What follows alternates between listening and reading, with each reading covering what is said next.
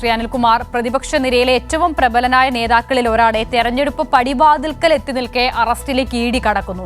നമ്മളിതിൽ ശ്രദ്ധിക്കേണ്ടത് അറസ്റ്റ് തടയുന്ന നടപടിയിൽ ഇടപെടാനാകില്ല എന്ന് ഇന്ന് ഉച്ചയ്ക്കാണ് ഹൈക്കോടതി പറയുന്നത്. മണിക്കൂറുകൾക്കകം തന്നെ അറസ്റ്റിലേക്ക് കടക്കുന്നു എന്ന് പറയുമ്പോൾ എന്താണ് അതിൽ നിന്ന് മനസ്സിലാക്കേണ്ടത്? ഇന്ത്യ രാജ്യം എത്ര അപായകരമായ വഴികളിലൂടെയാണ് സഞ്ചരിക്കുന്നത് രാജ്യത്തെ രാഷ്ട്രീയം എന്ന് തെളിയിക്കുന്ന ഏറ്റവും ജനാധിപത്യ വിരുദ്ധവും രാഷ്ട്രീയ പ്രക്രിയയ്ക്ക് മേലുള്ള കടന്നുകയറ്റവുമാണ് സംഭവിച്ചുകൊണ്ടിരിക്കുന്നത്. ലോകത്തെ പല ജനാധിപത്യ രാജ്യങ്ങളിലും പ്രതിപക്ഷ നേതാക്കളെ നിന്ദ്യമായി വേട്ടയാടുകയും സ്ഥിരമായി ജയിലിലടക്കുകയും ചെയ്യുന്ന വേട്ടയാടപ്പെടുന്ന രീതികളുണ്ട്.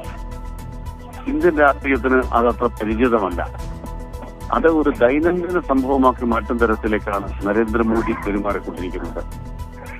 ഒരു തെരഞ്ഞെടുപ്പ് പ്രക്രിയ പ്രഖ്യാപിച്ചിരിക്കുന്ന പശ്ചാത്തലത്തിൽ സുപ്രീം കോടതി തന്നെ ഇന്നലെ ഇഡിയോട് പറഞ്ഞതെന്താണ്? നിങ്ങൾ യാതൊരു ന്യായവുമില്ലാതെ ആളുകളെ ജയിലിലെടുക്കും, വിചാരണ നീട്ടിക്കൊണ്ടുപോകുകയും ഉചിതമായ കേസിൽ നിങ്ങളെ ഞങ്ങൾ പിടികൂടുമെന്ന് ഇഡിക്ക് 2 സുപ്രീം കോടതി ജഡ്ജിമാർ ഇന്നലെ താക്കീത് നൽകി. എന്നിട്ടും തങ്ങളുടെ പിടിയാളുകളായ ഉദ്യോഗസ്ഥന്മാരെ വിനിയോഗിച്ചുകൊണ്ട് ഈ രാജ്യത്ത് എന്തു ചെയ്യാനും നിങ്ങൾക്ക് തന്റെ ഇടമുണ്ട് എന്ന ധിക്കാരത്തോടു കൂടിയാണ് നരേന്ദ്രമോദി പെരുമാറിക്കൊണ്ടിരിക്കുന്നത്. ഇത് ഇന്ത്യൻ രാഷ്ട്രീയത്തിന്റെ രക്ഷയ്ക്ക് വേണ്ടി ജനങ്ങൾ ഉണരുന്ന ഒരു പുതിയ മുന്നേറ്റത്തിലേക്ക് രാജ്യത്തെ കൊണ്ടുപോകുന്നു. എതിരുകളുടെ അറസ്റ്റോടുകൂടി പോരാട്ടം അവസാനിക്കുകയല്ല, ഇന്ത്യ രാജ്യത്ത് ജനാധിപത്യത്തെ ഉയർത്തിപ്പിടിക്കാനുള്ള പോരാട്ടം ശക്തിപ്പെടാനാണ് പോകുന്നത്. അത് നരേന്ദ്രമോദിയുടെ അവസാനത്തിന്റെ തുടക്കം തന്നെയായിരിക്കും. പക്ഷേ നോക്കൂ ശ്രീ അനിൽകുമാർ, കഴിഞ്ഞ ദിവസമാണ് ഇപ്പോൾ ജാർഖണ്ഡ് മുഖ്യമന്ത്രിയായിരുന്ന ഹേമന്ത് സോറൻ അറസ്റ്റിലാകുന്നത്. അതിന് പിന്നാലെ കേജ്രിവാൾ. ഇതിന്റെ ഇടയ്ക്ക് ഈ കേസുമായി തന്നെ ബന്ധപ്പെട്ട് മനീഷ് സിസോദിയും കഴിഞ്ഞ ദിവസം കെ കവിത അടക്കം നിരവധി നേതാക്കൾ.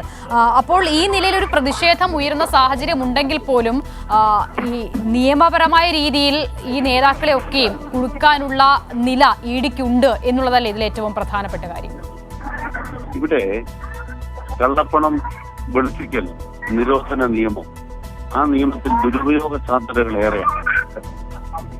ആ ദുരുപയോഗ സാധ്യതകളെ ഉപയോഗിച്ചുകൊണ്ടാണ് ഇപ്രകാരമുള്ള കടന്നാക്രമണം നടത്തിക്കൊണ്ടിരിക്കുന്നത്.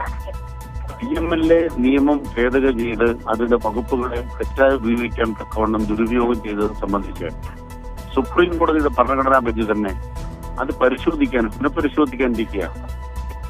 ഈ ഇടവേളയിലാണ് സുപ്രീം കോടതി തന്നെ അത് പുനഃപരിശോധിക്കുന്നു വ്യക്തമാക്കിയ ഇടവേളയിലാണ് ഇന്ത്യ രാജ്യത്തെ ആകമാനം പ്രതിപക്ഷ നേതാക്കൾക്കെതിരെ വേട്ട നടക്കുന്നത്. ഒരു ഭാഗത്ത് UDF ഇവിടുത്തെ BJPയോട് ചേർന്ന് നിൽക്കുന്ന എല്ലാവരെയും രക്ഷപ്പെടുത്തി കൊടുക്കുന്നു. മഹാരാഷ്ട്രത്തിലെ ഉപമുഖ്യമന്ത്രി അജിത് പവാർ കോടാനുകോടി രൂപയുടെ കേസുകളാണ്, അഴിമതി കേസുകളാണ് എഴുതി തള്ളിയത്. ഇന്ത്യ രാജ്യത്ത് BJPക്കൊപ്പം നിന്നാൽ അഴിമതി കേസുകൾ എഴുതി തള്ളപ്പെടും. BJPക്കെതിരായി ഉറച്ച നിലപാട് സ്വീകരിച്ചാൽ അവർ ജയിലിൽ കിടന്നുകൊള്ളണം. EDയെ കാണിച്ചുകൊണ്ടാണ് ഇന്ത്യ രാജ്യത്ത് എല്ലാ ഇടങ്ങളിലും കാലുമാറ്റം എന്ന് പറയുന്നത് പ്രധാനപ്പെട്ട കാര്യമാക്കി BJP മാറ്റിക്കൊണ്ടിരിക്കുന്നത്. ഇതിനെല്ലാം എതിരായ ശരിയായ ഒരു പ്രതിരോധം ഇന്ത്യ രാജ്യത്ത് ഉയർത്തിക്കൊണ്ടുവരണം. നിയമവാഴ്ചയെ ഇതുപോലെ ദുരുപയോഗിച്ച കാലമില്ല, അത് ജനങ്ങൾ തിരിച്ചറിയുന്നുണ്ട്. ശരി, വളരെ നന്ദി ശ്രീ കെ അനിൽകുമാർ പ്രതികരിച്ചെന്ന്. ദില്ലി മദ്യനയ അഴിമതി കേസുമായി ബന്ധപ്പെട്ടാണ് അരവിന്ദ് കെജ്രിവാളിന്റെ അറസ്റ്റ് രേഖപ്പെടുത്തിയിരിക്കുന്നത്.